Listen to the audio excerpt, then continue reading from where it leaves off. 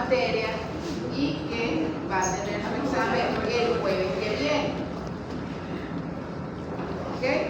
También, pero que van a tener una variante que vamos a ir viendo ahorita en la clase. Ajá, ya arrancamos. Entonces, son llamadas pruebas inmunológicas que utilizan anticuerpos marcados o conjugados, se les llama también.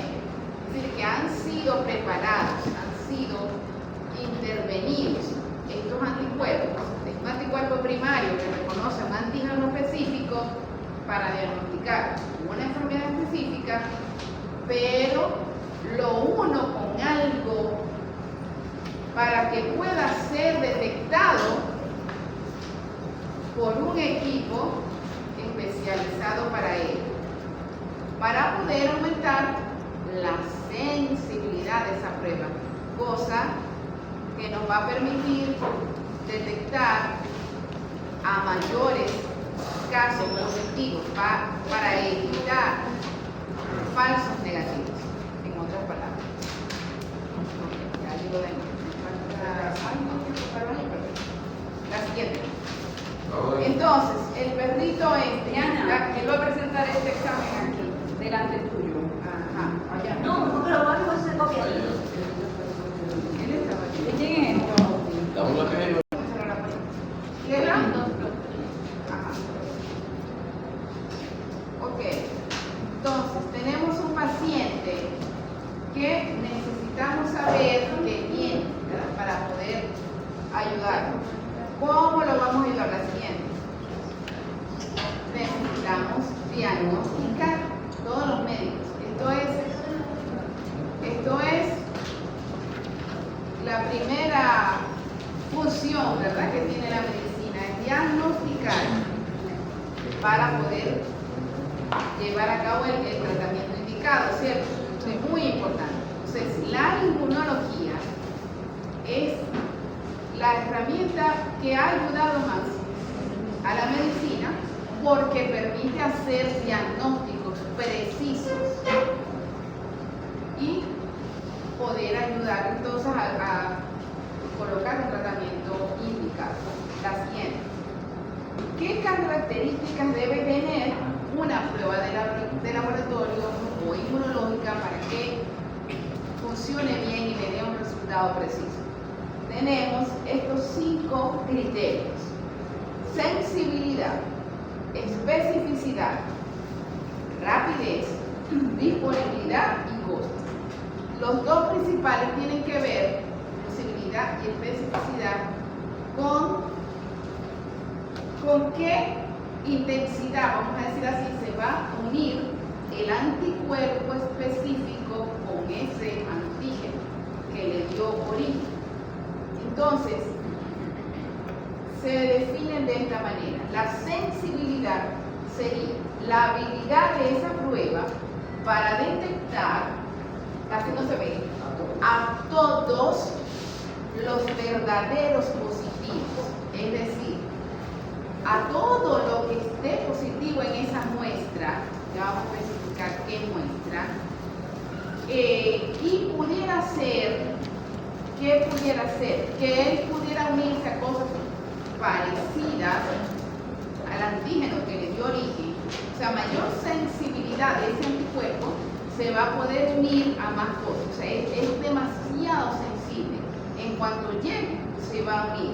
Entonces, quiere decir que va a determinar todo lo que esté positivo, aunque me pudiera dar prueba cruzada. O sea, unirse, por ejemplo, a la misma proteína, pero de otra especie. Pero una interleuquina 2 de ratón puede reconocer a interleuquina 2 de rata, o interleuquina 2 de perro, o interleuquina 2 de humano. Depende a cuál se parezca más en la forma molecular, ¿verdad?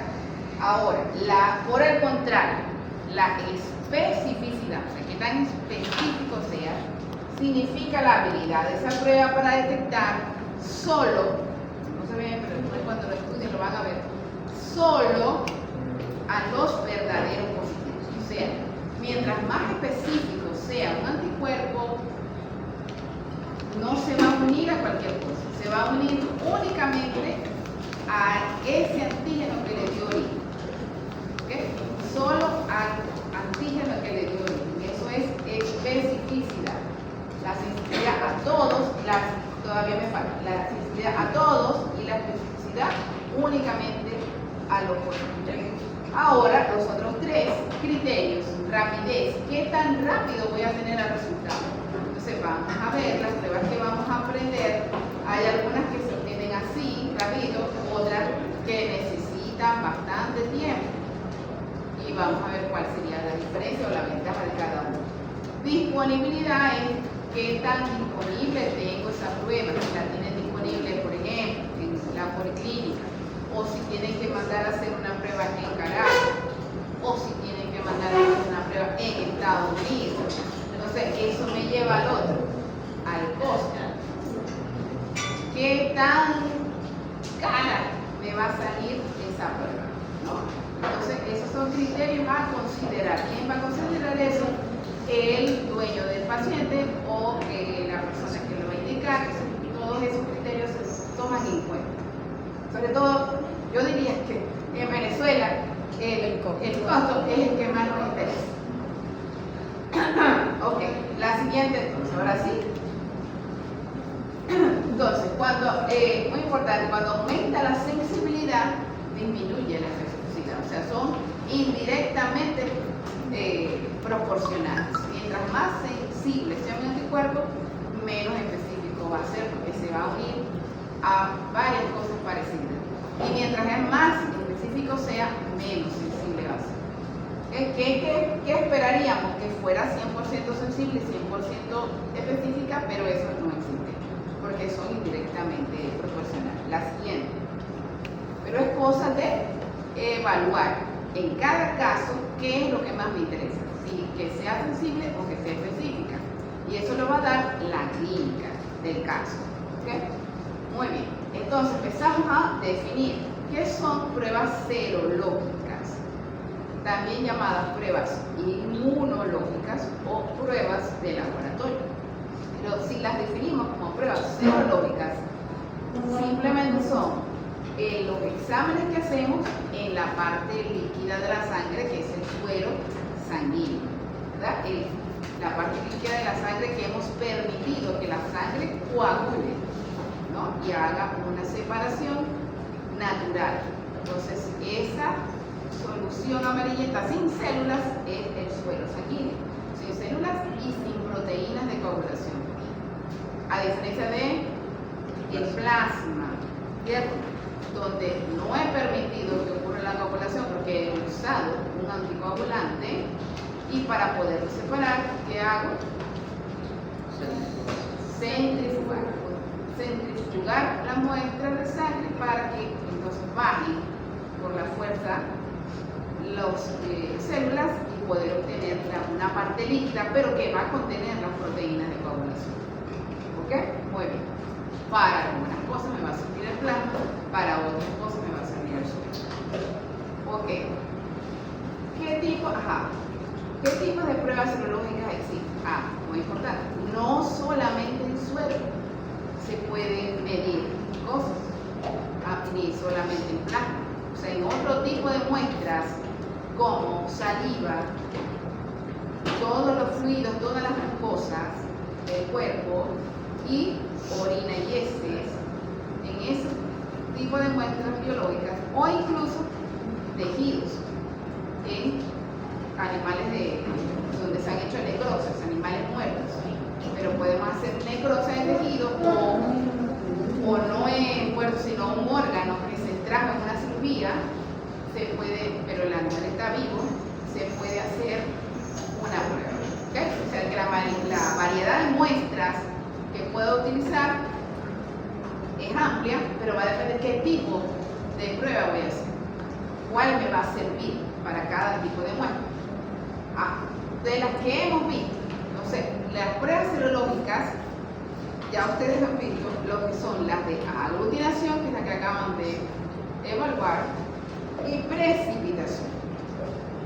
Entonces, allí, en aglutinación, ¿qué pasa? ¿Cuál es la reacción resultante después que pongo en contacto al antígeno y al anticuerpo? La presencia de grumos, ¿no?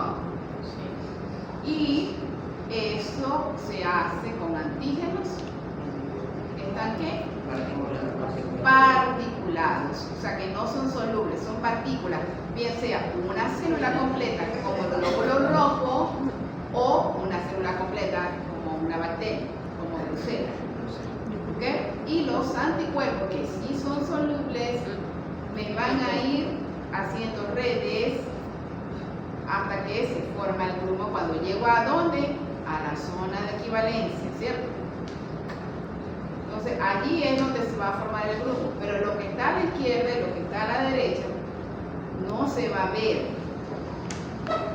en una técnica de aglutinación, porque hasta ahí llegó. Entonces, lo que esté aquí, si la concentración es muy baja, no lo voy a poder ver. O sea, no estoy completamente seguro de que es un negativo, porque puede ser que la cantidad sea tan pequeñita que esté contenida aquí, en esta, antes de que llegue a la zona de equivalencia. Entonces, es limitada esa prueba, ¿verdad? Y en precipitación, ¿dónde se hace? En placas ¿de qué? Ajá, y el soporte gelatinoso De agar. de agar o agarosa. Eso va a permitir que transfundan el antígeno y el anticuerpo, la muestra y el antígeno que voy a usar, porque están en estado soluble, totalmente solubles. Aquí no hay partículas, pero estos son totalmente solubles, van a difundirse en esa muestra gelatinosa hasta que se unan. Porque como siempre les digo aquí, el antígeno y el anticuerpo, donde se vean, se van a unir, porque están, y mientras ese anticuerpo haya desarrollado mayor afinidad, más rápido se va a unir. Inmediatamente que encuentre a su antígeno que le dio origen, se va a unir. Yo siempre digo que es el novio y la novia. Donde sea que se vean, se van a unir. O sea, es una imposibilidad de separarlos. Y allí, en la placa de agar, ¿qué se forma? ¿Una qué? Una banda o línea de precipitado. Ahora, volvemos a lo de la concentración.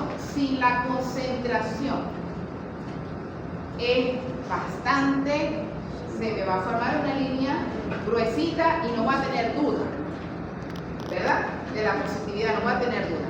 Pero si la concentración es pequeña, cortica, chiquita, y se forma una cosa que parece un cabello, que la tengo que hacer un esfuerzo, ponerla en una lupa, realmente lo hacen, ponerla en una lupa a ver si es que de verdad se ve la línea de precipitado, pero es tan delgadita como un cabello que me cuesta verla con la limitación de mi vista. Con la lupa ayuda un poco, pero aún así, si es más pequeñita todavía que un cabello, no la voy a ver, ¿cierto? No la voy a ver, o no se va a formar, porque acuérdense, se va a formar cuando llegue a la zona de equivalencia entre las cantidades de antígeno y anticuerpo, ¿correcto? Si no se forma, no la voy a ver. Entonces, no estoy segura tampoco que es negativa, porque la cantidad, si es muy chiquitica, no se va a determinar. ¿Cómo solucionaron esto los científicos?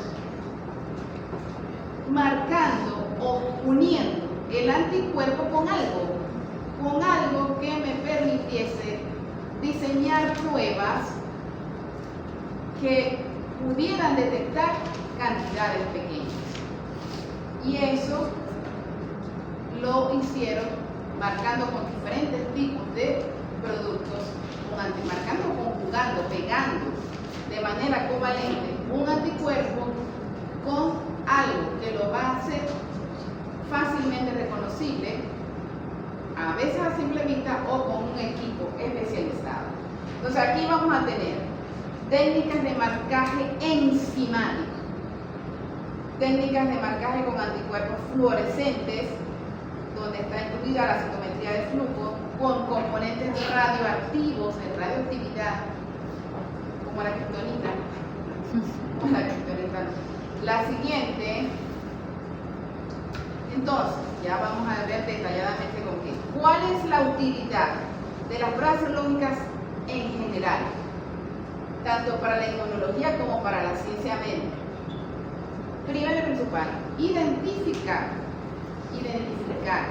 antígenos y anticuerpos. O sea, determinar presencia de antígeno específico o anticuerpo específico. Esa es la principal razón, que es lo que me va a permitir confirmar un diagnóstico. Número 2, determinar compatibilidad de sangre para transfusiones. Allí está incluida las pruebas de aglutinación que vieron, pero también pruebas de anticuerpos marcados se pueden hacer. Y número 3, investigación. Para investigar cualquier cosa que se quiera investigar, de receptores, de marcadores de superficie como el CD4, el CD8, el CD20, todos los CD, y relaciones con enfermedades como los síndromes de inmunodeficiencia, como el SIDA, como cáncer, es muchísimas cosas, todo lo que se pueda investigar y en diferentes especies de animales. Entonces, 3 aplicaciones. Identificar antígenos anticuerpos. Número 2, compatibilidad de grupos sanguíneos. Y número 3, investigación. ¿Ok? Eso sí, les pregunto cuáles serían las aplicaciones generales de pruebas serológicas, de todas las pruebas serológicas, que serían las siguientes. Seguimos con definiciones. Entonces, ¿qué es un anticuerpo marcado o conjugado? Es un anticuerpo que se ha unido químicamente en un laboratorio. O sea, esto lo hace el investigador, no es una cosa natural. Se realiza en el laboratorio y se va a unir ¿a qué? A una sustancia que tiene propiedades que la hacen susceptible de ser visualizada o detectada, bien sea a la vista humana o con el uso de un equipo especializado para detectar esa propiedad que tiene esa sustancia. Y en algunos casos, la mayoría, nos va a permitir lo que no podemos hacer en aglutinación y precipitación, que es la cuantificación. Que en aglutinación y precipitación puedo presumir por la cantidad de grumo, por el tamaño de la banda, si hay más o hay menos, pero no puedo estar segura de la cantidad. Aquí puedo cuantificar y dar valores exactos, precisos, numéricos y estadísticos. O sea que ha sido un avance bastante grande en lo que es pruebas de diagnóstico de laboratorio y se sigue avanzando todo el tiempo. Las sustancias que se utilizan para conjugar o unir los anticuerpos hasta ahorita son una proteína, que son las enzimas, compuestos o sustancias fluorescentes, que emiten una fluorescencia a una longitud de onda determinada, compuestos o sustancias radioactivas, como el carbono 14, por ejemplo, compuestos o sustancias que emiten luz, como el luminol. ¿Dónde está este? El luminol que está presente en las luciérnagas. Ese es el componente que se puede unir a un anticuerpo y que puede ser detectado por un equipo. La siguiente. Vamos a hacer un esfuerzo por leer. Aquí en este cuadro vamos a ver cada uno de eso que acabo de decir, lo que se usa para marcar, cuál es la reacción visible o detectable, cómo se llama o cómo se escribe su nombre abreviadamente y con qué equipo se puede determinar. Empezamos con enzimas. ¿Qué es una enzima, por cierto? Una proteína. Proteína, ¿qué hace? Acelera la reacción. Hace la reacción Catalizar. analógica. Catalizar o anabolizar también, ¿verdad? Y están en todos los procesos metabólicos que existen en un organismo vivo, ¿verdad? Están en síntesis de proteínas, están en duplicación de ADN, en muchísimas cosas, y en el sistema digestivo, en todas partes están las enzimas. Es una proteína que tiene una función de catalizar o anabolizar, acelerar reacciones químicas entre un reactivo y otro, ¿verdad? Ok. Y ellas se pueden purificar, esas enzimas, y unirse a cualquier cosa. Ahora, ¿qué voy a ver? Se va a producir un cambio de color porque va a ocurrir una reacción química de transformación de un producto, que es generalmente su sustrato. O sea, así como el antígeno y el anticuerpo son novios, la enzima con su sustrato igualitos son novios, ¿verdad? Entonces, cuando la enzima encuentra su sustrato, no solamente se une, sino que lo va a cambiar inmediatamente, o sea, lo va a degradar si es catabolizar o lo va a convertir en otra cosa si es anabolizar, correcto. Entonces, inmediatamente se va a unir con su sustrato, que eso no lo vamos a añadir hasta el final de la prueba, como vamos a ver. Ajá, ¿cómo llamamos a esa prueba? La llamamos por sus siglas en inglés, abreviado, me da la palabra ELISA, Enzyme Light Immunoabsorbing Assay. Sea ensayo de inmunoabsorbencia porque va a haber una reacción antígeno-anticuerpo unido a enzimas.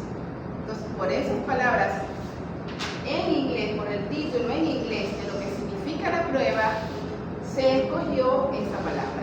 Esa palabra es en mayúsculas. O sea, apréndanselo así. Eso es como la ONU o la OPEC, son siglas. O sea, no es un nombre propio de mujer, son las siglas. Y no me lo deben escribir como un nombre de mujer con el AE mayúscula y las otras primas. No, son siempre siglas. Y así lo van a encontrar si ustedes buscan artículos científicos en todos los idiomas. O sea, así lo van a encontrar en japonés, en italiano, en alemán. En un artículo de inmunología donde hagan pruebas de ELISA, van a ver esa palabra. Incluso si está en chino, va a ver la palabra ELISA. ¿Ok? Porque ese es su nombre a nivel internacional, es conocida como una prueba ELISA. Y es una de las más utilizadas a nivel mundial, por eso que les digo que está así en todos los idiomas, en todos los artículos. También son llamadas ensayo inmunoenzimático o técnicas inmunocolorimétricas. Siempre que uso la palabra inmuno, significa que está involucrada una reacción antígeno-anticuerpo, una unión antígeno-anticuerpo. Y colorimétrica porque va a haber el desarrollo de un color. ¿Cómo se mide eso? Lo voy a poder ver a simple vista porque se va a desarrollar el color, ya lo vamos a ver en fotos, pero hay un equipo que me va a permitir cuantificar, que se llama contador ELISA, que es un espectrofotómetro de placas, que lee placas pequeñas de plástico, vamos a ver cómo son.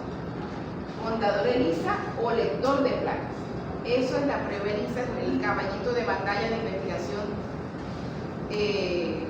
relativamente económico que se usa a nivel mundial.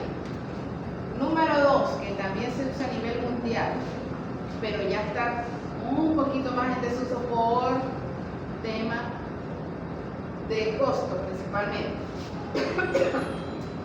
¿Qué usa? Compuestos o sustancias fluorescentes que emiten, ¿qué hacen? Emiten una longitud de onda que no se puede ver a simple vista, porque yo no tengo detector de longitud de onda en la vista, pero en un microscopio de fluorescencia o un equipo especializado puedo captar esa longitud de onda. Y después que la ponga en el microscopio sí la puedo ver. ¿Cómo se llaman esas técnicas? Bueno, como su nombre lo indica, se utiliza fluorescencia y en una reacción antígeno-anticuerpo, inmunofluorescencia. Ahora, hay dos tipos, la directa y la indirecta. Entonces, se va a abreviar como IFD, inmunofluorescencia directa, y como IFI, inmunofluorescencia indirecta. Ya vamos a ver por qué. Y ya lo dijimos, se le va a poder ver en un microscopio de fluorescencia, pero si es en un portaobjeto y es un tejido, estamos hablando de tejido sólido. Son muestras de tejido sólido. Y si quiero hacer fluidos, como por ejemplo la sangre, puedo medir y contar células completas que están en un fluido, como decir la sangre, en un citómetro de flujo. Ya lo vamos a ver. La siguiente tenía las otras dos, que son las de menos uso a nivel internacional, pero sí se usa, que es con compuestos radioactivos. Compuestos radioactivos. ¿Qué va a emitir eso? Radioactividad. Y hay equipos especializados que miden la radioactividad gamma o la radioactividad beta. Se podrán imaginar que entre todas las cosas caras, esto es sumamente caro. ¿Cómo se llaman aquí? Se llaman radioinmunoanálisis o radioinmunoensayo. Y esto no es tan imposible porque esto lo hacen aquí en Venezuela. En Maracay, en el piso 9 del hospital universitario, no sé ahorita, no sé en este momento, pero antes del 2012, antes del 2010, existía con un contador gamma y un contador beta, porque se utiliza para una prueba en específico que es necesaria para evaluar pronóstico en enfermedad renal, para medir la presencia de determinados compuestos.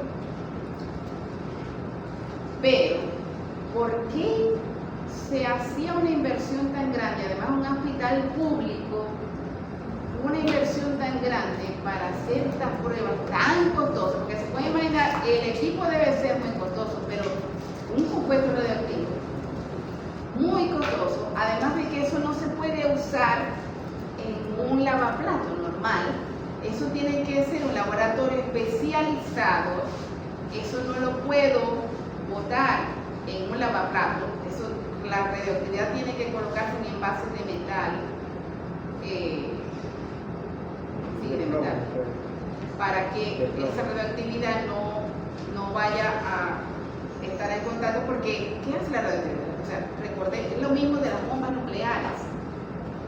Eso va a causar contaminación donde caiga. Y aparte de que puede causar cosas gravísimas, puede causar ¿qué cosas gravísimas? El cáncer en la persona que lo está usando. O sea, imagínense el peligro de usar eso, contaminar el ambiente, producir enfermedades que te den cáncer. ¿Por qué los médicos hacen eso? ¿Por qué deciden hacer una prueba de tanto peligro? Porque este señor es el de mayor sensibilidad. O sea, la radioactividad se puede detectar en mucho menos de picos molares, o sea, cantidades ínfimas. Entonces, en el diagnóstico renal eso es muy importante. Aunque aparezca en cantidades ínfimas una determinada sustancia, el médico lo tiene que saber para poner determinado tratamiento. Entonces, imagínense la importancia de eso. Imagínense la importancia de eso. También se utilizaban para hacer mediciones de crecimiento celular, de cómo crecían, por ejemplo, poblaciones celulares de linfocitos. Y también llegué a ver en la Universidad Central, también había dos, un gamma y un beta. Y aquí había dos, un gamma y un beta en el hospital universitario, yo lo vi. Y les metía reactivos, porque yo trabajé en eso hace muchos años, metiendo reactivos para eso. Y no sé ahorita, no me pregunten ahorita porque no sé. Ahora, ¿qué pasa en la actualidad? Que se está tratando de encontrar elementos que alcancen esa sensibilidad, pero que no sean tan peligrosos como la radioactividad. Entonces, en vías de eso se ha conseguido el luminol. El luminol tiene bastante sensibilidad, no llega a ser todavía, por eso no se ha terminado de dejar de usar. Pero la idea es, en algún momento, dejarlo de usar. Entonces, sí ha disminuido su uso, pero todavía no está totalmente sustituido. Y de luminiscencia, que yo sepa, no hay ningún equipo en Venezuela todavía. Pero es una de las cosas a nivel mundial que se están haciendo. La siguiente. Ahora, ¿quién es que está ahí? Una inmunoglobulina. ¿Ok? La dibujaron en el examen, ¿verdad? Viene, por cierto, si uso una enzima lítica que conoce aquí, va a romper, me rompe aquí. No rompe esto porque estos son aminoácidos de cisteína que tienen azufre que no se detectan.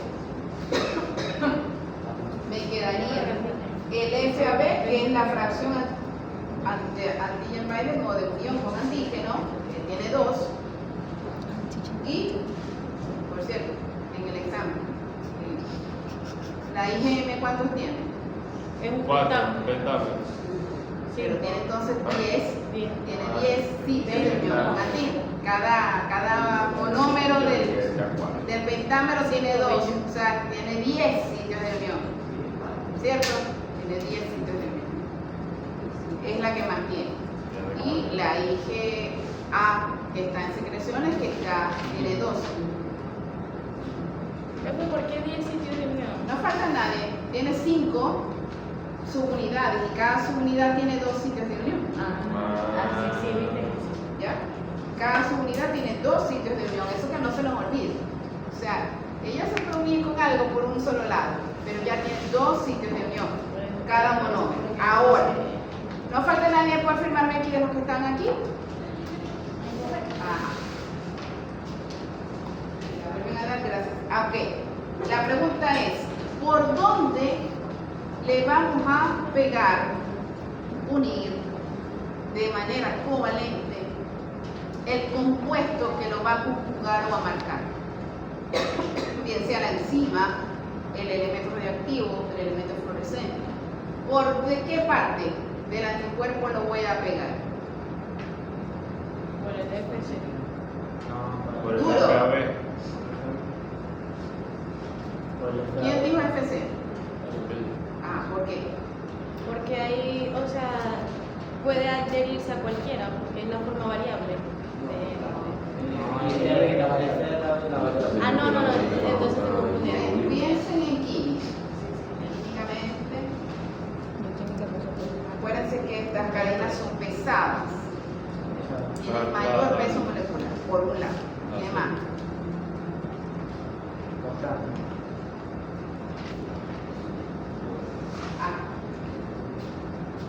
¿Qué pasa si yo lo pego por el FAB? Que ya tiene digamos, el conocimiento, ya viene, todos los anticuerpos ya tienen una especificidad aquí, ¿no? Han sido creados contra un antígeno específico. El extremo FC es el que se une con otro inmunoglobulina en el caso de la infección. No puede ser el FC. Ya. Se marca No es. el FC así. Sí, No puedo ocupar el los espacio. sitios de unión con el antígeno. Aparte de eso, No puedo ocupar los sitios de unión con el antígeno porque esto es lo que me va a permitir determinar cualquier antígeno, el anticuerpo, su unión con el antígeno, que es ahí arriba, en el fragmento de unión. Con esto es que detecto los antígenos, con el fragmento de unión con el antígeno. Entonces, lo tengo que pegar por el FCE. Primero y principal, porque no me va a estorbar el sitio de unión con el antígeno. Y segundo, porque aquí es donde puedo usar fuerza covalente. Recuerden, no sé si que vieron tanto eso detalladamente, recuerden que las fuerzas de unión aquí son de puentes de hidrógeno, fuerzas van der Waals, que son leves, que se hacen y se deshacen rápidamente la unión. O sea, se pega, se puede pegar y puede irse a unir a otra célula, a otro antígeno. Pero cuando se une covalentemente un compuesto, queda así.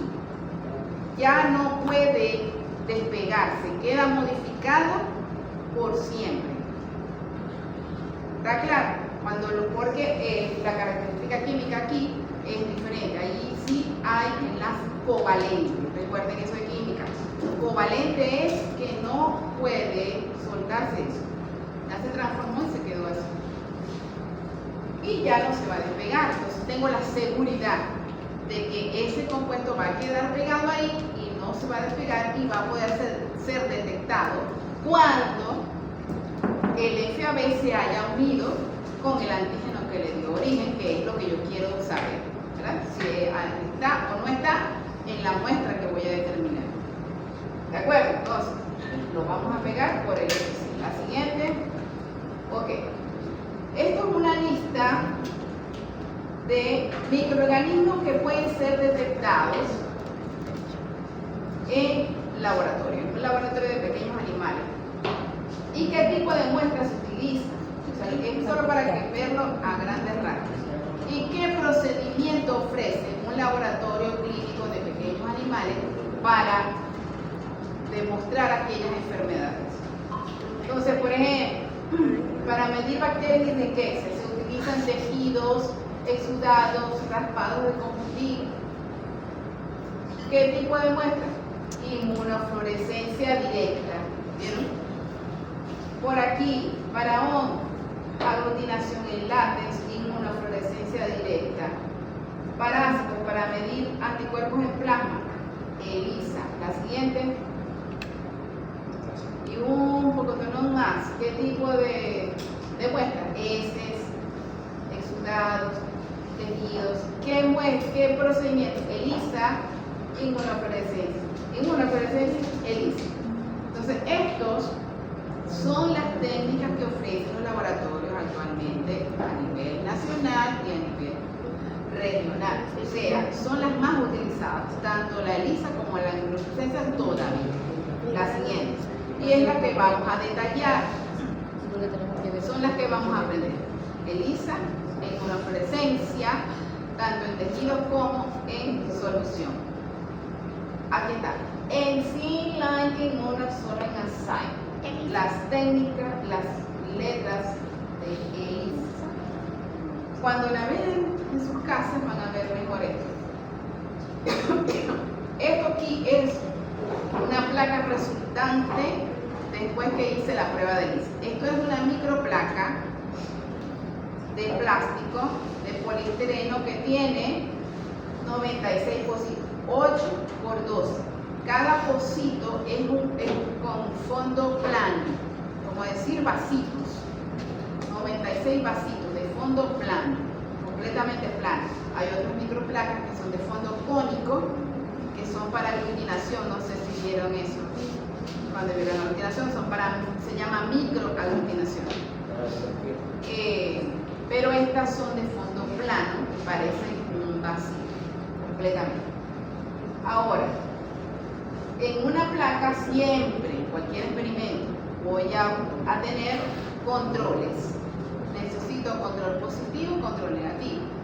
Y aquí además tengo un blanco, porque eso lo va a leer un espectrofotómetro. No sé si vieron el espectrofotómetro de tubo en bioquímica. No. Siempre se usa un blanco para calibrar. Y ya vamos a ver detalladamente qué es lo que mide un espectrofotómetro. Pero necesito calibrar la absorbancia 0 y la tramitancia 100%. O sea, mientras más transparente sea la muestra que voy a meter va a dejar pasar la luz 100%, ¿cierto? Soy la transmitancia 100%, absorbancia 0%. Eso me calibra el equipo, se llama blanco absoluto, que es agua tridestilada. Está una línea donde está el antígeno solo y los controles. Control positivo, control negativo.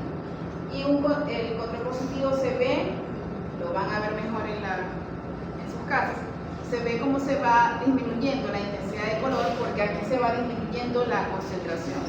Y se pasa la mitad hasta acá, de la unión antígeno-anticuerpo.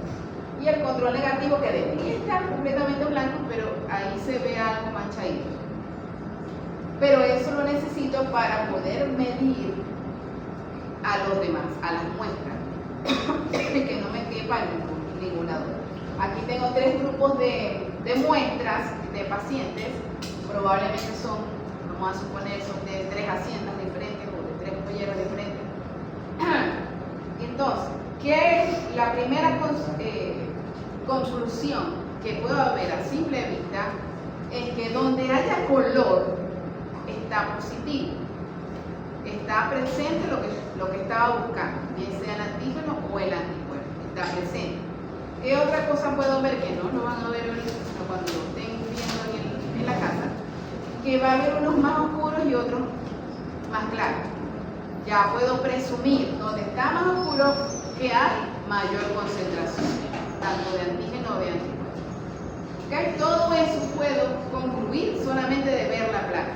Pero hay un equipo especializado que es el lector, que le vamos a colocar esa placa y él va a determinar en cada pocito la densidad óptica de cada uno y eso lo va a transformar en la concentración. La siguiente. Ajá. Disculpe que le interrumpa. Dígame, estoy en clase. Me va para el campo.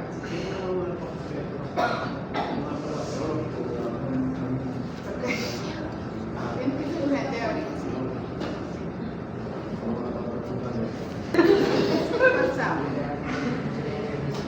Ajá. No. Ok. Me asustó de verdad. Me vienen a secuestrar. Ok. Ajá. Aquí están las propiedades, ¿no? De la ELISA, las características generales. ¿Qué enzimas utilizamos? Utilizamos las más utilizadas, yo diría que son las que, estas dos, las que están en la mayoría de las pruebas son la peroxidasa y la fosfatasa alcalina. Es una cosa buena de las enzimas, que las enzimas se llaman como su sustrato, ¿correcto? Y todas terminan en asa, Entonces, ¿cuál es el sustrato de la peroxidasa? Peróxido. Y de la fosfatasa alcalina, el fosfato, el PO3. Ok, entonces, estas son las dos que más se usan. ¿Para qué utilizamos ELISA? Para cualquier cosa que esté en medio soluble.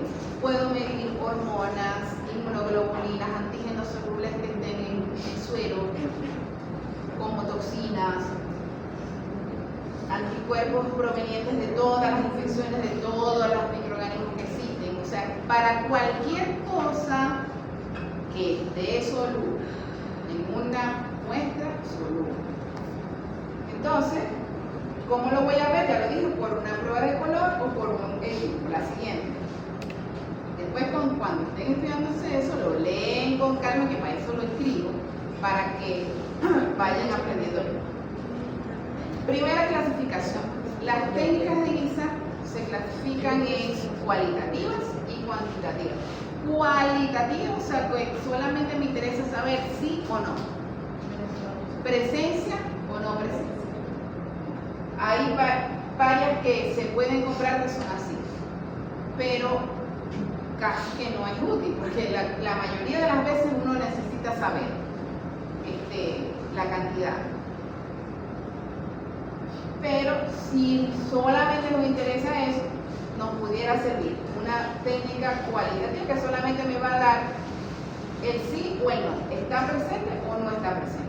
Y la cuantitativa me va a permitir saber cantidades, porque una cuantitativa me puede ayudar para determinar, por ejemplo, en un procedimiento donde estoy haciendo una inmunización, puedo medir en el día 1, en el día 7, en el día 15, en el día 21, cómo va variando la producción de anticuerpos, por ejemplo. ¿Ok?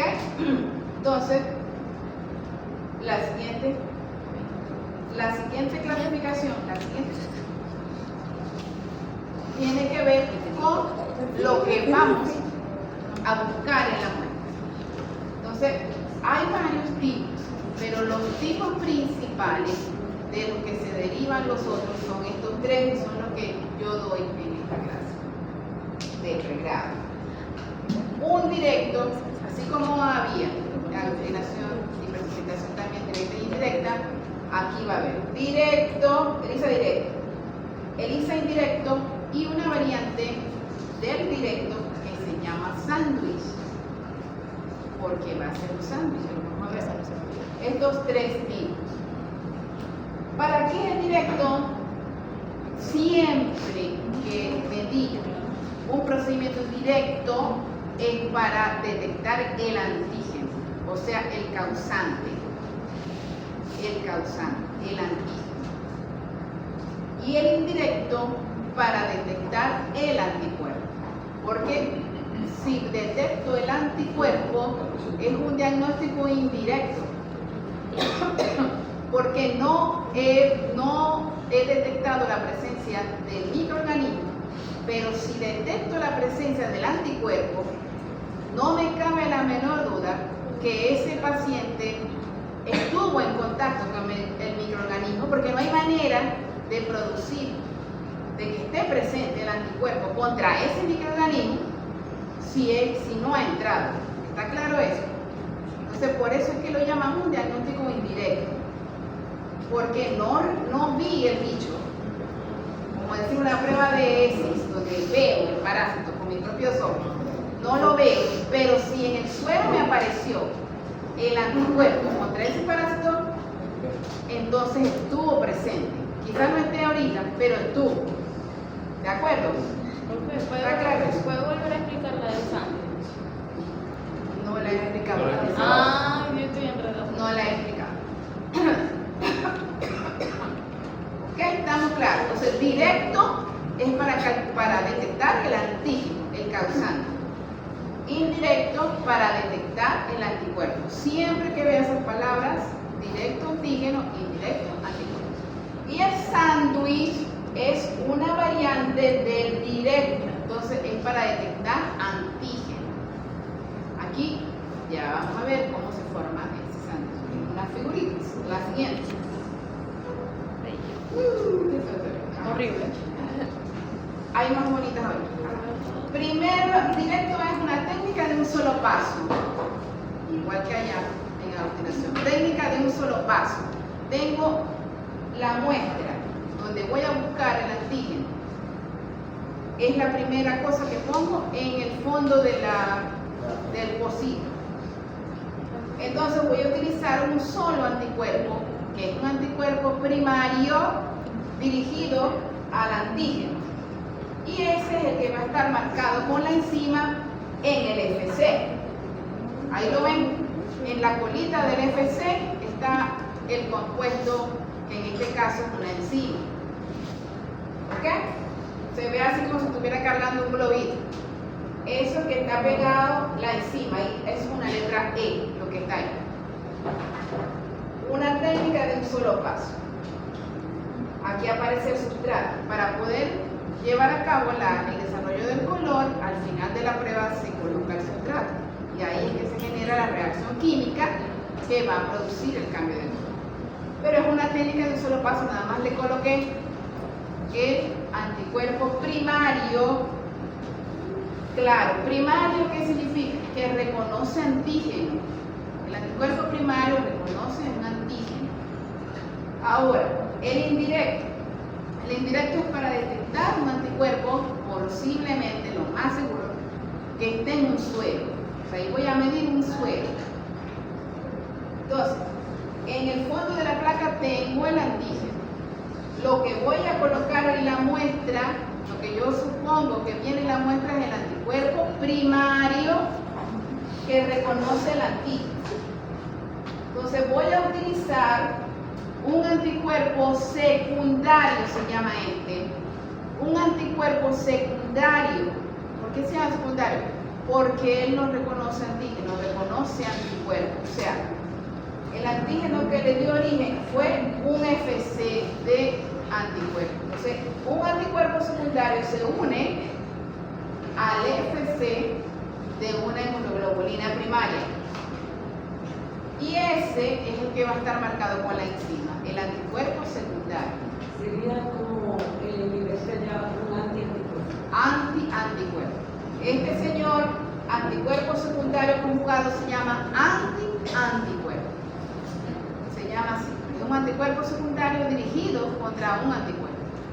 Pero se une por el FC. ¿Ok? Por el FC, que es lo que va a estar hacia arriba. Porque si él está pegado, él va a estar pegado con el antígeno por el FAB. ¿Correcto? Y ese va a ser el que va a estar marcado con la enzima.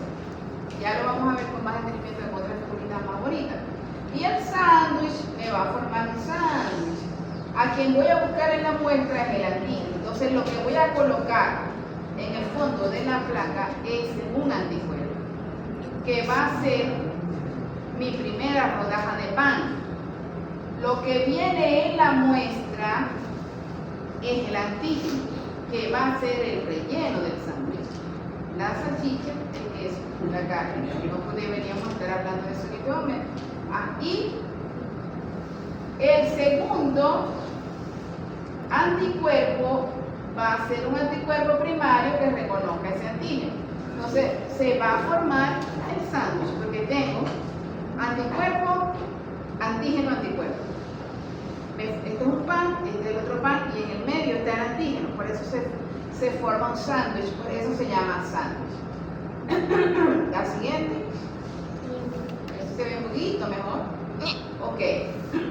Aquí lo vamos a ver paso por paso. Este me gusta mucho porque aquí lo vemos como si estuviéramos en cortes. Este es el cada pocito de la microplaca. Recuerden, la microplaca tiene 96 pocitos igualitos a él, ¿verdad? Que parece un vasito. Tiene un fondo plano. Esto es plástico de polietileno.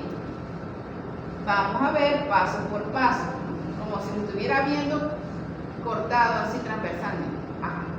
Entonces, ¿cuál es el primer paso? El primer paso es adherir antígeno o anticuerpo. Eso depende de lo que voy a buscar en la muestra, ¿verdad? Si lo que está pegado aquí, anticuerpo. No tengo la menor duda. ¿Por qué? Porque tiene forma de Y. Muy bien, gracias. La mayoría me contestó, ¿verdad? Lo que está pegado ahí es anticuerpo. Entonces ya yo sé que lo que voy a buscar en la muestra es el antígeno. Y si voy a buscar en la muestra el antígeno, es directo. Pero ahora será sándwich. Debe ser sándwich. Ya sé que si estoy poniendo el pan primero, lo más seguro es que voy a hacer un sándwich. ¿Correcto? Ya pegué. Pero me están dando los pasos generales. Puedo colocar antígeno o anticuerpo. En el ejemplo, me están poniendo anticuerpo. Aquí te explican cómo se hace. Pues lo ven con calma. La siguiente. Segundo paso. Añadir la muestra. Que acuérdense, una muestra soluble. Puede ser suero, puede ser plasma, puede ser salir. Se añade la muestra. Si lo que está pegado es el anticuerpo, lo que yo aspiro que entre ahí es el antígeno. ¿Correcto? Si está presente, va a ocurrir la unión. De hecho, aquí se aparecen pegados en el fondo, pegados en las paredes. ¿Ok? Se va a pegar. Ahora, ¿qué tengo que hacer? La siguiente. tengo que hacer esto. Tengo que hacer lavados. Se voltea la placa completamente. Bueno, esta es digamos, la forma manual de hacerlo. Se voltea la placa completamente, porque ahí, por el material de plástico, ese tipo de células se adhieren, pero es que se adhieren, que no se van a despegar con todo el que yo le dé así sobre un mesón. Pero tengo que eliminar todo el líquido que quedó. ¿Por qué? Para que se vaya todo lo que no se pegó, para evitar falsos positivos. Tengo que botar todo lo que no se pegó.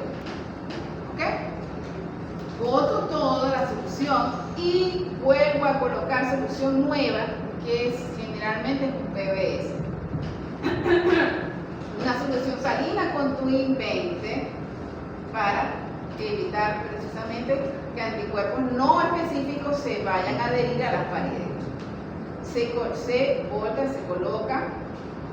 Voy para el tercer paso. Ya el tercer paso es añadir el anticuerpo marcado con la enzima, que es un anticuerpo primario que va a reconocer el antígeno que ya se pegó. La siguiente. Si está presente el antígeno que ya está pegado con el anticuerpo que estaba pegado antes en el fondo, se va a pegar. Y él tiene aquí la enzima pegada, ¿verdad? ¿Y qué se me formó? El sándwich. Un pan, un relleno que es el antígeno y el otro pan. Ok, y este pan tiene arriba una aceitunita que es la enzima. Ok. Profe, el medio en el que vierten los antígenos era que el agua. El PBS pero tiene también solución Twin 20, que es para evitar que se peguen los anticuerpos no unidos a las paredes. Pero la base es un PBS, un buffer fosfato salino, se llama eso. Buffer fosfato salino, la solución amortiguadora de pH. Ok, vuelvo a lavar. Esto es muy importante, los lavados, porque tengo que botar todo lo que no se pegó. Ok, vuelvo a botar. Eso parece que se va a ir todo, pero no se va a ir todo, porque lo que se quedó pegado, se quedó pegado. La siguiente, se lo digo porque lo he hecho, hay que estar, da miedo, pero sí está ahí. Cuarto y último paso, ya estoy listo, ya después que hice el lavado, volví a poner PBS nuevo, ya estoy listo para añadir el novio de la enzima, o sea, el sustrato de la enzima, para que la enzima ataque ese sustrato y me genere la reacción química que va a producir el cambio de color. ¿Okay? Se une el sustrato a la enzima, inevitablemente, porque ellos son novios, la siguiente, y se va a producir el color. Si estaba presente el antígeno. Un resumen. Primero un anticuerpo, después el antígeno, después el anticuerpo primario que se une al FC. Después llega la enzima, después se hace el lavado, se pega se pega el sustrato, hace el lavado y cambia el color. Eso. Sí, Okay. pero en cada paso de esos hay lavados. Entre cada paso hay lavados. Para evitar el exceso.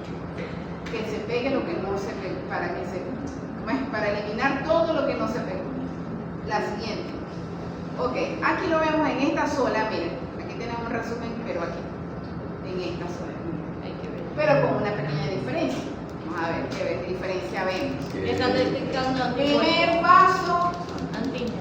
pegar antígeno o anticuerpo, ¿no? Adherir antígeno o anticuerpo. ¿A quién estoy pegando ahí? Antígeno. A un antígeno. ¿Por qué lo sé? Porque no es una Y. Entonces no es un anticuerpo. Ese antígeno podría ser cualquier forma, ¿verdad? Triángulo, cuadrado, lo que sea, pero no es una Y. Entonces es un antígeno. Entonces si estoy pegando antígeno, ¿a quién voy a buscar en la muestra? Y entonces, ¿cómo se llama? Ajá. Ok, entonces aquí vemos con claridad que voy a hacer los lavados para botar todo lo que no se pegó. ¿Ven? Que se ve aquí como si tengo 4 pegados y 4 flotando, ¿no? Se hace el lavado, me quedan solo los 4 que se pegaron. O sea, esa es la idea, botar todo lo que no se pegó. Importante, o sea, cada flechita me indica lavados. Y otra cosa muy importante, yo lo digo rápido, voy y coloco esto. En cada vez que se coloca un reactivo, tengo que esperar un periodo de incubación de una media hora o más. Media hora. O sea, ya están calculando los tiempos que me voy a tardar, ¿no? La primera se hace de un día para otro, pegar el antígeno al anticuerpo. Como dice la primera lámina, que no lo leí para no tardar más, pero se puede durar o 4 horas o toda la noche. Y de aquí para acá, 30 minutos cada parte. 30 minutos, o sea, es una prueba que se lleva su tiempo. Ok, los lavados. Si hago los lavados manuales, me voy a dar, ¿cómo se hace eso? ¿Cómo se saca? Bueno, se saca así, y después cómo coloco la solución nueva con unas pipetas, y son 96 pocitos.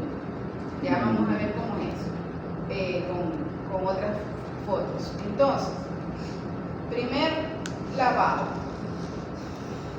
dejo solamente lo que se pegó. Entonces, voy a colocar la muestra. Si lo que tengo pegado es antígeno, al que voy a buscar en la muestra, en el anticuerpo. Se pegó el que se pegó. Me quedan anticuerpos flotando, tengo que eliminarlos. Los boto, añado buffer nuevo, me quedó limpio. Solo está lo que se pegó. Tercer paso, ¿a quién voy a colocar? El anticuerpo marcado con la enzima, que en este caso es secundario, porque se va a unir a otro anticuerpo. Es un anticuerpo secundario o anticuerpo. ¿De acuerdo? Pero ese es el que está marcado con la enzima. Se une, me quedan unos flotando, tengo que eliminar. Lavado, la flechita me indica, ya boté y coloqué lavado nuevo. Listo. Ya voy por el cuarto y último paso, que es añadir el novio de la enzima, el sustrato, eso se les olvida. El sustrato de la enzima es como el anticuerpo para el antígeno, o sea, es el novio de la enzima. Entonces, cuando el sustrato entra, la enzima inmediatamente se va a unir a ese sustrato y va a ocurrir la reacción química.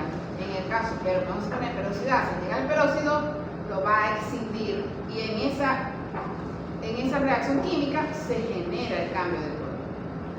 ¿Okay? Aquí está, se genera el cambio de color. Entonces, abajo, ¿qué tengo? Abajo tengo la mitad de una placa, la foto de la mitad de la placa, ¿verdad? Aquí faltaría la otra. Para ver cómo se vería. Entonces, en este caso se ve azul. Entonces, aquí está el control positivo, control negativo. Y allá están las muestras con diferente intensidad. Ya sabemos que mientras más oscuro esté, asumo que hay más cantidad de antígeno o anticuerpo. En este caso, anticuerpo. Ok, entonces, en el primero que va detallado paso a paso, ¿era qué tipo? Era sándwich, porque empecé con un anticuerpo. ¿Y este qué sería? Indirecto. Correcto. La siguiente. O sea, aquí tenemos otras fotos más simplificados todavía, donde aparecen solamente los 4 pasos principales. Entonces, las flechitas me indican periodo de incubación y lavado.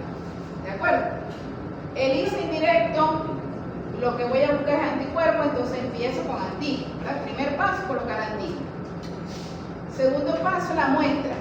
En este caso es un suero, porque lo que voy a buscar con anticuerpo es un suero. Lo más seguro es que eso sea un suero.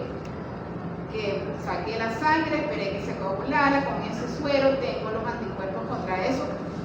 Tengo para lo que él tenga, pero si está el antígeno ese que estoy buscando, va a aparecer.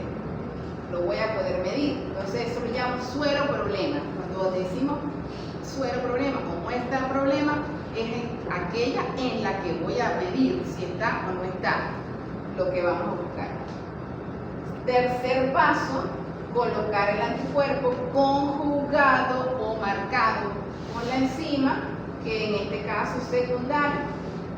Secundario se une por el fragmento FC del primario que ya se pegó. Y cuarto paso, añadir el sustrato. el sustrato de la enzima y se desarrolla el color si está positiva la muestra. ¿Correcto? Aquí dice, el método más utilizado para determinación de anticuerpos es un ELISA indirecto. ¿De acuerdo? La siguiente.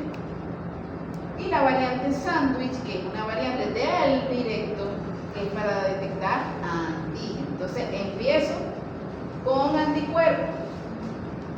A veces me lo dibujan al revés. No, acuérdense que él va a unirse con el antígeno por los brazos, por el FAB. Entonces, tiene que estar pegado por el FC abajo y tener los brazos disponibles para que se pegue el antígeno. Se pega el antígeno que viene en la muestra, en mi muestra problema. Y me faltaría el tercer paso, que es el anticuerpo conjugado con la enzima, que también es primario, que reconoce antígeno, y se me forma el sándwich. Pan, relleno, pan. ¿De acuerdo? Esta es una variante sándwich que del directo para detectar antígenos. Y el cuarto y último paso es añadir el sustrato de la enzima. El sustrato de la enzima, en cuanto esté en contacto con la enzima, se va a generar la reacción química que produce el cambio de color. ¿De acuerdo? Este es el más frecuente método para determinar antígenos. El modelo sándwich. La siguiente. Equipos utilizados. La siguiente. Aquí vemos las fotos.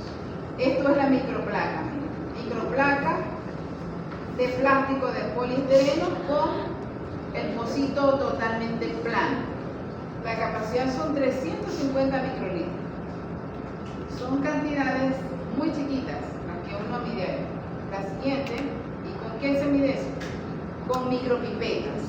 Imagino que habrán visto. Hay micropipetas monocanal y micropipetas multicanal. Para allí se inventaron estas multicanal para que fuera más rápido rellenar. Ustedes se imaginan una sola. Antes en los laboratorios hacían. No se termina nunca. Sí, pero mucha gente y en muchos laboratorios lo hacían así, una por una, una por una. ¿Qué puede generar eso? Por muy automáticas que sean ellas, es una persona la que la está utilizando, y entonces eso me puede generar error humano. ¿Cuál? La multicanal. La de monocanal. Tanto que si la uso 96 veces, claro, son automáticas, no es lo mismo que una que uso con alguna gomita, son automáticas, pero no son infalibles. Estas son, por supuesto, tienen menos probabilidad de cometer error humano porque van a ser varias al mismo tiempo. Ok, eso es muy necesario, las micropipetas, pero ya van a ver qué han hecho los investigadores. Ok, la siguiente, esto. Hay lavadores de placa automáticos que ya no hay que estar botando y volviendo a echar. Se coloca la... Atrás. Yo sé que te quería ir, pero... Aquí, lava. Esto es un modelo viejo, debe haber modelos más modernos ahorita. Un lavador de placa, se coloca la placa aquí. Esto que no se ve muy bien aquí son tubitos. ¿Ven? Hay 96 tubitos, presten atención, 96 tubitos que van a estar en cada uno de los huequitos, sin llegar al fondo, porque si llega al fondo se lleva todo, ¿no? Va a llegar así como al medio de cada pocito. Va a sacar todo el líquido, lo va a echar en alguno de estos dos potes y en los otros dos potes va a entrar el buffer nuevo. No lo tengo que colocar con la micropipeta. O sea, esto ahorra muchísimo tiempo. Y tiene su panel digital que uno lo puede programar. ¿De acuerdo?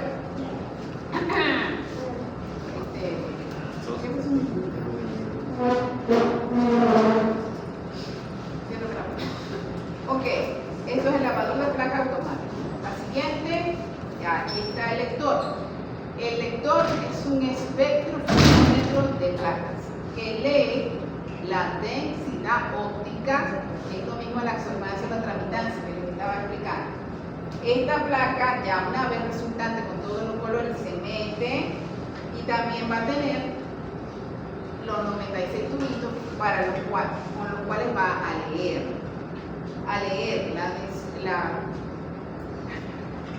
la densidad óptica, que es básicamente medir el paso de la luz a través de esa solución en cada pocito.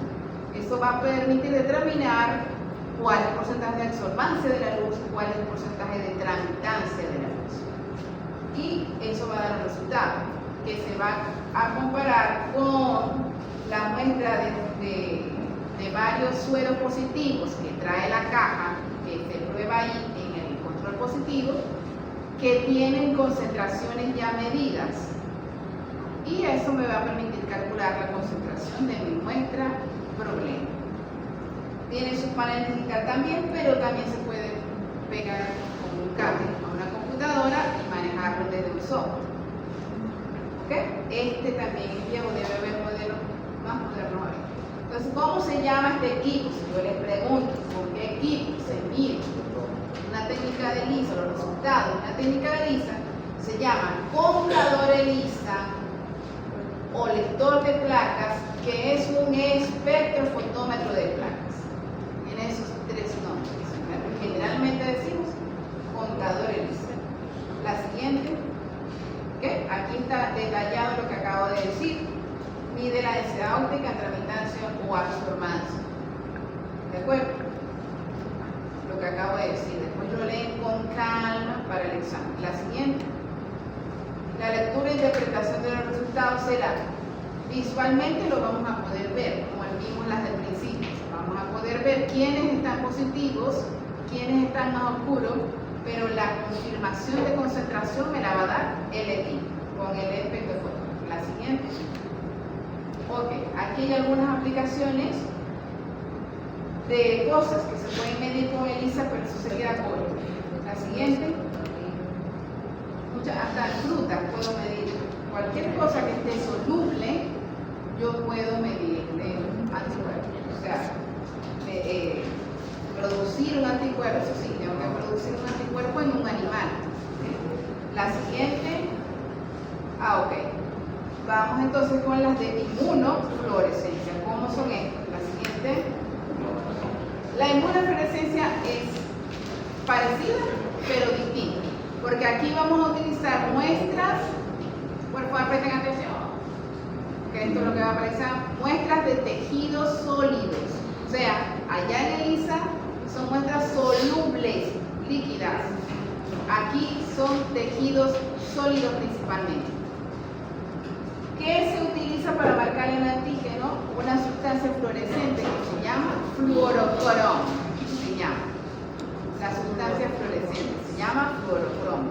Ejemplo, isotiocenato de fluoresceína, que es el más conocido, rodamina, activina, betatraceno, ficoeritrina, hay muchos. La siguiente, ¿okay? Tiene dos variantes, directa e indirecta. Y vamos a ver que son muy parecidas a las de ELISA. Ya saben por qué directa es para antígenos y indirecta es para anticuerpos. Aquí dicen que han caído en desuso debido al desarrollo de las pruebas ELISA, pero todavía se sigue trabajando, primero, porque obtenemos resultados más rápido, segundo, porque la sensibilidad es mayor. O sea, la ELISA es el caballito de batalla a nivel mundial porque tiene menos costos, pero ya ven que tiene corrosito, porque tiene mucho tiempo de incubación, el lavado, el pan, hasta allá. En cambio, esto van a ver que es mucho más rápido. Pero ¿cuál es el problema? Que esto es mucho más costoso. Ya vamos a ver la siguiente. El fundamento para detectar anticuerpos o antígenos en tejido comprende la formación de una reacción antígeno-anticuerpo con el anticuerpo que se va a hacer específico, y lo voy a ver como una longitud de onda, no a ver, a detectar, como una longitud de onda capaz de ser detectada en un sistema de lentes especializados.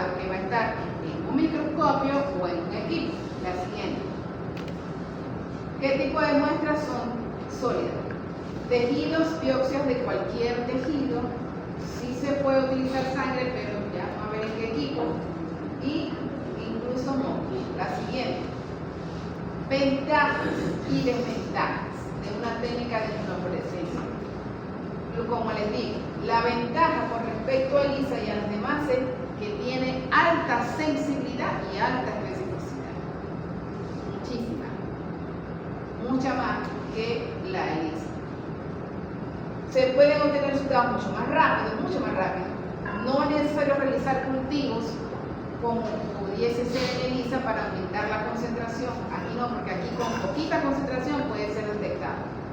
Se puede identificar diferentes cosas, diferentes receptores, diferentes proteínas, diferentes microorganismos, marcando con anticuerpos fluorescentes, o sea, con una sustancia fluorescente diferente, porque ellas fluorescen a diferentes longitudes de onda y a diferente color. Entonces puedo poner el CD3 verde, el CD8 azul, el CD45 rojo, y puedo medir varias cosas al mismo tiempo, cosa que no puedo hacer en ELISA. En ELISA voy uno por uno. Después de todo ese poco de pasos y todo ese tiempo, solo puede medir una cosa a la vez. En cambio aquí puedo medir muchas cosas a la vez, rapidito, si tengo anticuerpos marcados contra diferentes cosas. O sea, si tengo mucho dinero para comprar todos esos anticuerpos marcados, ¿okay? Pero se puede. Y se puede utilizar tejido muerto. En ELISA no, en ELISA acuérdense todo solamente soluble. ¿Y qué desventajas tiene? El altos. Tanto en el equipo, el microscopio, el equipo para ver los fluidos son sumamente costosos. Debe ser realizado por personal muy especializado, quizás más que el que va a hacer un ELISA, y los resultados no son 100% específicos, pero en realidad ninguna prueba tiene ese porcentaje de sensibilidad, a menos que sea cuál, biología molecular. Siempre hemos hablado de eso, que eso lo ven en genética, ¿verdad? Okay, la siguiente, pero esa es otra técnica diagnóstica, la biología molecular. Medir los genes del microorganismo, ya no nos queda buena que lo dudo. Pero bueno, no nos metamos en eso. No. Okay. Aquí esto no es para que se lo aprendan, sino para que vean. Diferentes tipos de fluorocromo, ya las fluoresceínas, el isotocionato de fluoresceína, y las longitudes de onda a la que emiten, que pueden ser determinadas en el microscopio, se pueden programar para que se puedan ver y detectar. La siguiente, y en los equipos. Aquí está el microscopio. Se ve un microscopio normal, pero por dentro tiene una cantidad de lentes en determinadas posiciones para poder visualizar esa longitud de onda. La siguiente, o detectar. ¿Cómo sería esto? Inmunofluorescencia directa, inmunofluorescencia indirecta. Igualito que allá. La directa para detectar antígenos, y voy a utilizar una técnica de un solo paso con un anticuerpo primario que reconoce antígeno, que va a ser el que va a estar marcado con el fluorocromo. Y la indirecta para detectar anticuerpos, donde voy a utilizar un anticuerpo secundario marcado con el fluorocromo, que es un anticuerpo. La siguiente. Aquí está. ¿Okay? Aquí tengo el antígeno, primer paso, directa, un solo anticuerpo que es primario, que se une con el antígeno. Y si es la indirecta, lo que voy a buscar es el anticuerpo que se une con el antígeno, y lo voy a medir con el anticuerpo secundario marcado con el fluorocromo, que se une al FC, igualito que allá. La siguiente, aquí nada más hay dos, la directa y la indirecta. Ahí está la directa. Igual se utiliza un anticuerpo. Sí, para el anticuerpo. Ok, y este es el ejemplo que se utiliza en medicina veterinaria más común, para la inmunofluorescencia directa. que es el diagnóstico de la rabia. ¿En qué muestra? En la muestra de necropsia de un perro muerto de rabia, ¿verdad? Muerto. Se hace la necropsia y se toma el cerebro, muestras de cerebro, hasta de amón, corteza y cerebelo. Se van a hacer cortes y extendidos, se porta objetos, se fijan en acetona a menos 20 grados por 20 minutos. Si tienen la suerte de tener un refrigerador de menos 20, no sé si aquí hay. Se colocan diferentes impresiones, una gota de la dilución del conjugado. El conjugado llaman ellos al anticuerpo marcado con la enzima.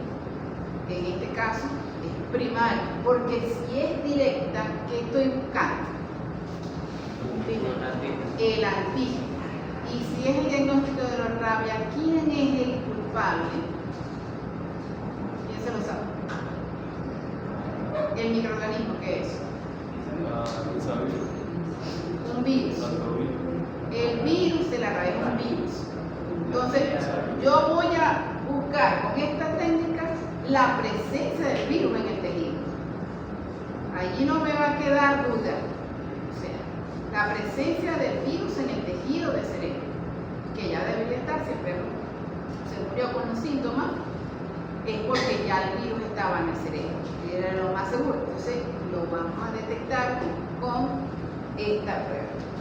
¿Cuáles controles se utilizan? Se utilizan controles de cerebro de ratón, que previamente los hemos enfermado de rabia y tenemos un control positivo y un control negativo con un ratón sano. Hay que hacerlo, porque siempre que se vaya a hacer un experimento necesita un control positivo y un control negativo para poder comparar los resultados. Eso es imprescindible. Y para poder publicar un resultado en una revista te van a exigir controles positivos y control negativo. Los controles positivos y negativos son de ratón. ¿Okay? Y se le va a colocar la gota del anticuerpo conjugado a todas las muestras de cerebro, a las de ratón que son controles y a las de los perros que voy a medir. Perros o perros que han sido muertos. La siguiente. Luego que ya se le colocó el anticuerpo, después lo leen con calma. Hay un periodo de incubación de 30 minutos para permitir esa unión. Se une el anticuerpo con el virus que está ahí.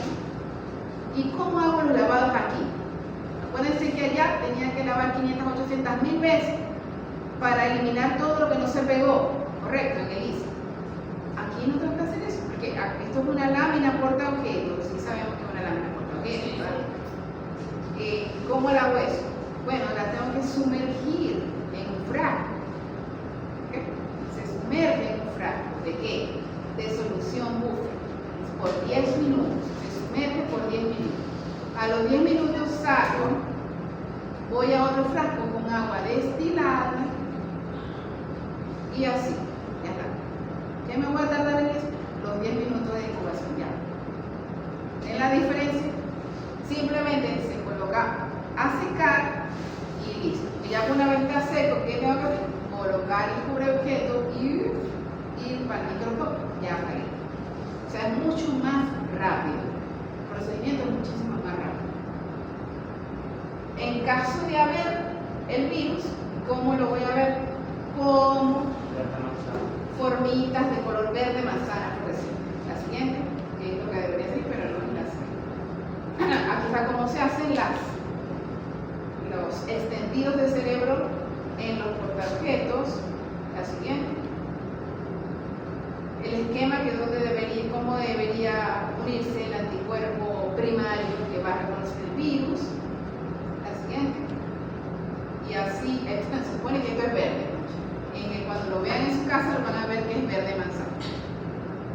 Es muy importante. Si así sea un punto verde manzana, eso hay que publicarlo como positivo, porque esa es la alta sensibilidad que tienen las pruebas de fluorescencia, que va a medir pequeñísimas cantidades. Así sea una sola copia de un virus que esté ahí, la va a detectar. Entonces debe ser, si tengo dudas, hay que repetir, buscar de repente otra muestra de otra parte del cerebro. Pero si hay una sola gotica verde manzana, tengo que publicarlo como positivo. ¿De acuerdo? Ajá. La siguiente. Ajá. Y la indirecta. La indirecta, ¿qué voy a buscar en la indirecta? El anticuerpo. ¿Dónde buscamos anticuerpos? En los sueros. ¿Dónde buscamos anticuerpos? En los sueros. Aunque también puede haber pegado a la célula, pero generalmente lo buscamos en un suero. Entonces, ¿cómo hacemos eso? En el mismo ejemplo de rabia, una persona que lo haya mordido el perro, quiero saber si tuvo el virus de la rabia. Ajá. No, a un señor no le podemos buscar una muestra de cerebro, ¿verdad? Un señor vivo, pero sí sacarle sangre para tener suero. ¿Qué voy a buscar en el suero? Lo que hay en el suero, el anticuerpo. Si el anticuerpo está presente en el suero, sin lugar a dudas voy a saber que estuvo el virus ya. Vieron lo que dije al principio, que si está presente el anticuerpo es que estuvo presente el virus, si no, no se hubiera formado nunca jamás un anticuerpo antivirus, ¿correcto? Entonces por eso es que es un diagnóstico indirecto, pero es preciso, porque si está presente el anticuerpo es que el virus estuvo ahí. ¿Cómo lo voy a hacer? Bueno, es una técnica de 2 pasos. El primer paso es colocar igualito la muestra del cerebro, en este caso del perro, podría ser el mismo perro que lo mordió, donde se supone que está el virus, y voy a colocar la muestra de su suero, donde se supone que está el anticuerpo primario que va a reconocer ese virus. Se permite la incubación por media hora y entonces tengo que colocar el anticuerpo para reconocerlo a él, que debe ser como secundario, porque él es un anticuerpo primario. Necesito un anticuerpo, un anticuerpo secundario que va a ser el que va a estar marcado con la siguiente. Aquí lo vemos. El soporte, que es el portaobjetos, aquí está la muestra del cerebro, coloco el suero del paciente, contiene el anticuerpo se pega, y luego coloco el anticuerpo secundario, que se va a unir por el FC, y es el que está marcado con el compuesto fluorescente. Entonces ahí me va a dar positivo. La siguiente, igualito lo voy a ver. Ahí hablamos de otra técnica que es el diagnóstico de peste porcina, que también se hace por indirecto de anticuerpos, pero aquí los anticuerpos están unidos a las células infectadas, tratando de ozonizar, ¿verdad? Para que pueda venir la GNK a matar estas células. Entonces, con esto comprobamos que las inmunoglobulinas están ozonizando. Son células, son redonditas, pero es indirecta porque lo que estamos utilizando es un anticuerpo secundario. La siguiente. ¿Okay? Algunas de las técnicas que se pueden medir, de las enfermedades que se pueden medir con esto, porque son muchas. La siguiente. Y de diferentes especies también. No les voy a preguntar específicamente eso, porque yo sé que muchas de estas cosas no las han visto. La siguiente. Ok. Y esta que viene es técnica de inmunofluorescencia, pero para muestras particulares que están en un fluido soluble. La siguiente, que es, por ejemplo, la sangre completa. Esto se llama citometría de flujo, que esto sí es el caballito de batalla en inmunología, que ha permitido el avance de muchísimos temas, porque se pueden hacer anticuerpos monoclonales que son específicos contra cada uno de los antígenos y contra todo lo que uno quiere estudiar, contra receptores, contra moléculas, contra enzimas, contra hormonas, contra muchísimas cosas. La siguiente, con moléculas de complemento, se han podido hacer muchísimas rutas con este kit. La citometría de flujo es un procedimiento eficiente para caracterizar, en primer lugar, poblaciones celulares, porque puedo marcar CD4, CD8, CD45 y las puedo diferenciar, contar cuántas hay de cada una, por ejemplo, durante una enfermedad. Durante la enfermedad de Chagas, durante el cáncer, puedo medir en diferentes tiempos, ver cómo varían, qué mecanismos de escape están utilizando los microorganismos, etc. Me permite identificar el fenotipo celular, porque puedo marcar cualquier cosa que esté en la superficie. Principalmente se marcaban receptores de membrana, pero ahora se puede medir incluso cosas que estén dentro de la célula, como ácido nucleico. Estos anticuerpos pueden entrar en la célula y pegarse a ácido nucleico sin romper la célula. Eso es posible. Y luego es medido por el equipo. Muchísimas ventajas.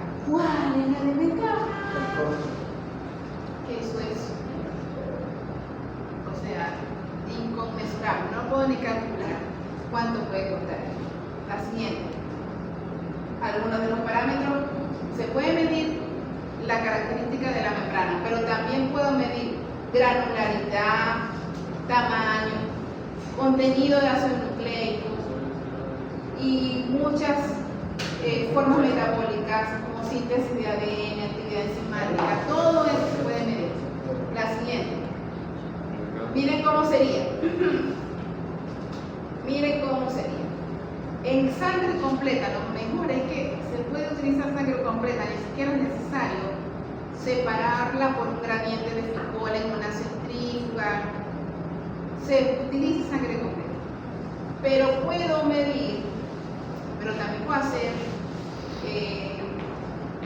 lo que hice yo, que en mi tesis de la maestría saqué ganglios y el paso de ratones infectados con Trypanosoma crucis y colocaba los anticuerpos monoclonales contra diferentes cosas, contra CD4, CD8, para tratar de medir todas las poblaciones celulares y cómo iban cambiando en el tiempo. Entonces puedo, por ejemplo, yo tenía 11 anticuerpos diferentes. Aquí ya, vamos a suponer cuánto hay, aquí hay como 5 diferentes. Entonces puede ser 5, por ejemplo, CD3, CD5 para B, CD4, CD8, NK que es CD45 y se une contra el receptor de superficie, el anticuerpo marcado con el compuesto fluorescente, que además es monoclonal. Ya vamos a ver por qué. Estos van a entrar en un filamento tan finito donde pasa una célula a la vez. Una célula a la vez. Y es contada por una cantidad de rayos láser que van a detectar las diferentes longitudes de onda de estos anticuerpos marcados. Los diferentes fluorocromos que yo estoy utilizando, que ya se los programé en el software que está comandando el equipo. ¿Okay? Paso por ahí y en pocos segunditos ya está la cantidad de células que había en esa muestra. La siguiente. O sea, básicamente es un contador de células. Como un contador hematológico que está en los laboratorios clínicos, pero muchísimo más especializado. ¿Okay? Los frasquitos estos son los anticuerpos monoclonales contra las diferentes cosas que ustedes los compran por un catálogo. Los catálogos son así, como las guías telefónicas de antes, muchísimos. Hay muchísimos y contra diferentes especies animales.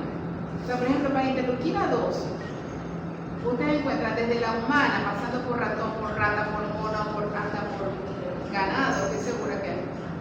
Aves silvestres, aves que vuelan, exóticas, de todo lo que se les ocurra. Lo que hace falta es plata y libertad para poder investigar. Ok. Bueno, para que sepan, citómetros de flujo hay, por supuesto, en el IBI, donde yo trabajé, allá se quedó, ese es donde yo trabajé, pero en la Universidad Central había otro, Aquí, en la Facultad de Medicina, habían comprado uno. En banco de sangre hay uno, porque con esto se miden las poblaciones celulares en enfermedades de cáncer como leucemia. Y allá las hacen en el banco de sangre. El gobierno pagaba eso para que los pacientes no tuvieran que pagar eso.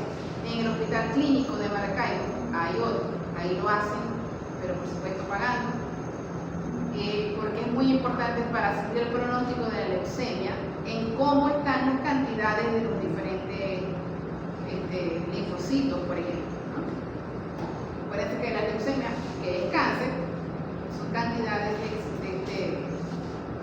multiplicación indetenible de los linfocitos. Entonces, viendo la cantidad, cómo varía la cantidad de linfocitos y otras células leucocitarias, el médico puede pronosticar cómo va la enfermedad, si va hacia adelante o hacia atrás.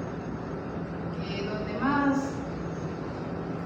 Hay fotómetros, creo que estos son los de aquí de Maracaibo. En el Hospital de Especialidades Pediátricas había otro, también de Vector Antigenson, como el que yo trabajé. A veces el gobierno lo pone en como dato y el hospital solamente compra los reactivos. O sea, y es del gobierno. Bueno, la siguiente. Esto es muy importante. Para entender qué es un anticuerpo monoclonal. Los frasquitos esos se llaman anticuerpos monoclonales.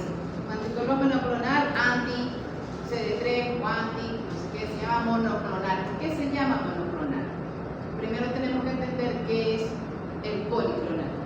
El policlonal es el natural, los que se forman naturalmente. Cuando yo inmunizo un animal como un conejito, se me van a formar muchas subclases de anticuerpos. Recuerda, como vimos en la respuesta primaria y la respuesta secundaria. Hago un proceso de inmunización, por cierto, eso no lo explicó la profe como técnica de laboratorio. La producción de antígenos. Que la monoclonal La monoclonal. in vitro Sí. y la Un poquito de eso. Ok, entonces, si yo agarro un animalito, como hay el conejo, hago un periodo de inmunización, vamos a poner generalmente de cada 15 días. Un día 0, a los 15 días otra dosis, y quizá a los 30 días otra dosis. ¿Por qué? Porque así garantizo que la respuesta secundaria y terciaria, cuaternaria que se vaya a estar realizando, se va a mejorar la afinidad y la cantidad de anticuerpos. ¿Correcto? Por eso es que lo hago así. Ahora, ¿cómo empieza eso? Esto lo van a ver cuando vean en sus casas, tiene diferentes colores, porque se me van a generar, primero, se van a generar clones contra los diferentes epítopes de un antígeno o microorganismo. Por ejemplo, una bacteria. Una bacteria, se pone un bacilo, y el bacilo tiene un flagelo. Entonces puede haber anticuerpos dirigidos contra el flagelo, anticuerpos dirigidos contra la membrana o anticuerpos dirigidos contra una proteína que está dentro. Se van a generar clones contra diferentes epítopes. Eso me va a dar diferente color. Pero aparte de eso, cada clon va a generar diferentes subclases de inmunoglobulina. Entonces, la primera subclase que se forma, ¿cuál es? En la respuesta primaria. La primera subclase de inmunoglobulina que se forma en la respuesta primaria, ¿cuál es? La ametralladora. La M. ¿Qué le llamo la ametralladora? Porque es la que tiene más sitios de unión. Es como la ametralladora, la más rápida. En cambio, una IgG me la imagino como una escopeta de un solo tiro y ya. Pero la IgM tiene 10 sitios de unión. Ella actúa rápido y puede pegarse a muchas cosas al mismo tiempo. Ella es la primera, aquí está, ¿verdad? IgM, está de azulito, IgM. ¿Qué pasa después del día 7? Cuando ya los macrófagos fueron ¿para dónde? Para el ganglio linfático a presentar para que inicie la respuesta adaptativa, vamos ya avanzando, paso a respuesta secundaria ya después de 15 días y me aparece ¿quién? G, ¿verdad? Pero si sigue porque todavía está presente el microorganismo o si estoy inmunizando, volví a inmunizar, me tocó el día 15, entonces puede seguirse produciendo y aparece la A. Y la última que me aparece, si es necesario, es la E. ¿Verdad? Ahí está en el medio. Por ahí está. En el medio. La E, ¿no? ¿Cierto? Así fue como lo aprendimos cuando vimos respuestas secundarias y primarias. Luego, entonces ya sabemos, si me aparece IgG cuando yo me voy a hacer un examen de sangre, que quiero saber si me dio tal enfermedad, y me miden la IgM, la IgG para esa enfermedad, si me aparece IgM quiere decir que me acabo de enfermar, o sea que estoy en los primeros días. Si me aparece la G es que ya pasó, posiblemente ya no estoy ¿Y qué es enfermo. el primeros días? Son antes de los 15 días. Estoy antes de los 15 días que ese microorganismo entró. Sin lugar a dudas. Si me sale IgM que tengo 15 días que me contaminé. Si me sale IgG, pudo haber sido hace meses. ¿Ok? O años. Que hay IgG que me va a aparecer de lechina, por ejemplo, y me dio a los 9 años. ¿Ok? Acuérdense que me van a quedar células de memoria para siempre, la IgG. Me van a quedar células de memoria para siempre, que siempre producen IgG. ¿Ok? Eso se llama entonces policlonal, porque tengo diferentes clones contra diferentes cosas y diferentes subclases. Es un suero policlonal. ¿Cómo hago? La siguiente. ¿Cómo hago esto? Un anticuerpo de un solito color, un anticuerpo monoclonal. ¿Cómo se hace? ¿Cómo obtengo un anticuerpo dirigido contra una sola cosa que yo puedo meter en un frasquito? La siguiente. Con esta técnica. Esta técnica la inventaron. Voy a tratar de buscar el artículo para montarlo en la página. En el 75. En el año 1975, después que esta gente inventó esto, la cantidad de anticuerpos naturales que se produjeron y hasta ahorita es enorme. ¿Cómo es la técnica? Se fue.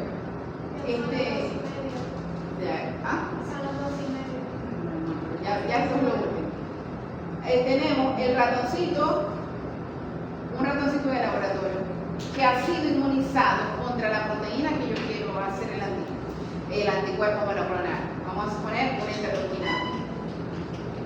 Y voy a sacarle las células de vaso, donde hay mayoritariamente linfocitos B que tienen esa especificidad, y se van a unir con células de mieloma del ratón, mieloma, o sea, cancerígenas, que son células inmortales que se van a reproducir a velocidades y cantidades enormes en poco tiempo. Pero a estas les he sacado el núcleo para que se fundan con el núcleo del linfocito B que tiene la especificidad para la cual estoy buscando el anticuerpo monoclonal. Se funden y van a cultivarse. Empiezan a crecer y por técnicas de Lisa voy a determinar cuál de estos clones de células me está produciendo anticuerpos contra lo que yo inmunicé a aquel ratón, por ejemplo, interleuquina 2. Si sale positivo, entonces agarro ese clon y va a un frasquito de cultivo. Va para un frasquito de cultivo. ¿Dónde se cultiva eso? En unas incubadoras de CO2, que son como unas gaveticas con CO2 para que ellas estén con luz y CO2 durante 24 a 48 horas, y ahí voy a poder cosechar, se llama así, cosechar el anticuerpo que se está formando ahí, que se está produciendo ahí. Y ya lo tengo, es un anticuerpo monoclonal, porque tiene solo la especificidad definida que estaba en aquel linfocito B. Fue fácil de estandarizar, fue fácil de reproducir y me va a producir un anticuerpo que es súper específico contra una sola cosa, por eso se llama monoclonal. Y de ahí se pudieron meter en frasquitos y venderlos a nivel internacional. La siguiente.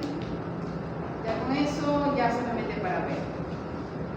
Estos serían los resultados que da un citómetro de flujo.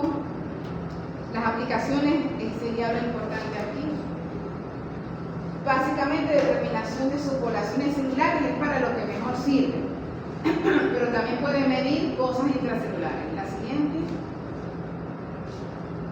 Y esto solamente para ver. A la siguiente para que vean. Tipos de equipos que existen a nivel internacional. Miren, parece como el tamaño de una computadora vieja. Pero es un lector de lisa, lector de luminiscencia, lector de fluorescencia. Y hace los lavados, hace todo. El sol, no hay que hacer nada prácticamente. La siguiente. Este es otro.